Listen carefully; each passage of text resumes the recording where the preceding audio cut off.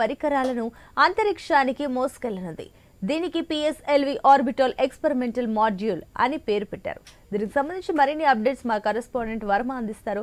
Varma, good morning Sunitha. మరికొద్ది క్షణాలే దేశం అంతా ఒక రకంగా చెప్పాలంటే ప్రపంచం అంతా ఎదురు చూస్తున్న కీలకమైన పరిశోధనకు ఇస్రో ప్రారంభించనుంది. సరిగ్గా 9 గంటల 10 నిమిషాలకు పిఎస్ఎల్వి C58 రాకెట్ నింగిలోకి దూసుకుపోనుంది.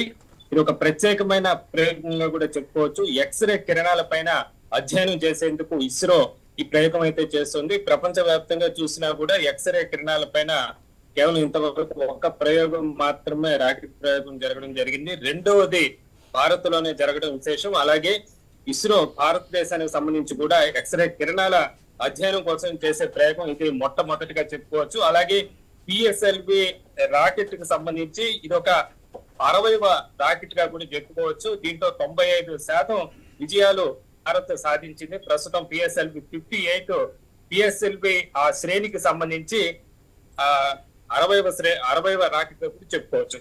ఇక దీనికి సంబంధించి ప్రధానంగా ఎక్స్రే కిరణాల అధ్యయనానికి సంబంధించి ఈ వాహక నౌకలో ప్రధానంగా 2 ఉంటాయి. ఎక్స్పో శాట్ అనే ఒక పరికరం, దాంట్లో ఎక్స్రే కిరణాలకు సంబంధించి పోలారిమీటర్ పెట్టారు.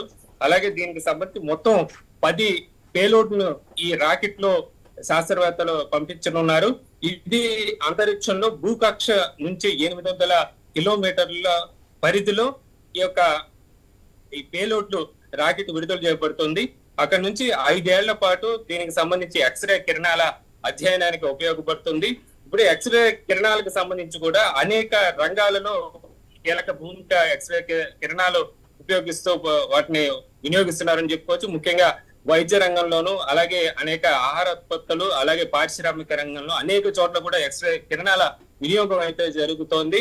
అయితే ప్రస్తుతం భారత్ ప్రయోగించిన రాకెట్ ప్రయోగం ద్వారా ఎక్స్రే కిరణాలకు సంబంధించి మరింత అధ్యయనం, అంటే అవి ఏ విధంగా ఎక్కడి నుంచి వాటి ఏ యాంగిల్లో వస్తున్నాయి, వాటి మూలాలు ఏంటి, ఇవన్నీ కూడా అధ్యయనం ద్వారా ఎక్స్రే కిరణాల ఉత్పత్తి చేసే సామర్థ్యం మరింతగా పెరిగే అవకాశం ఉంది. అది అనేక రంగాలకు అనేక రకాలుగా ఉపయోగపడే అవకాశం ఉందని కూడా చెప్పుకోవచ్చు. పూర్తిగా ఈ రాకెట్ ప్రయోగం పూర్తిగా స్వదేశీ పరిజ్ఞానంతోనే వీటిని రూపొందించినట్టుగా కూడా మనకు తెలుస్తుంది. దీనికి సంబంధించి కూడా రామన్ రీసెర్చ్ ఇన్స్టిట్యూట్ బెంగళూరుకి సంబంధించిన సహకారం కానీ, యుఆర్ రావు శాటిలైట్ సెంటర్ సహకారంతో పూర్తిగా స్వదేశీ పరిజ్ఞానంతో వీటిని ఉపయోగించడం జరిగింది.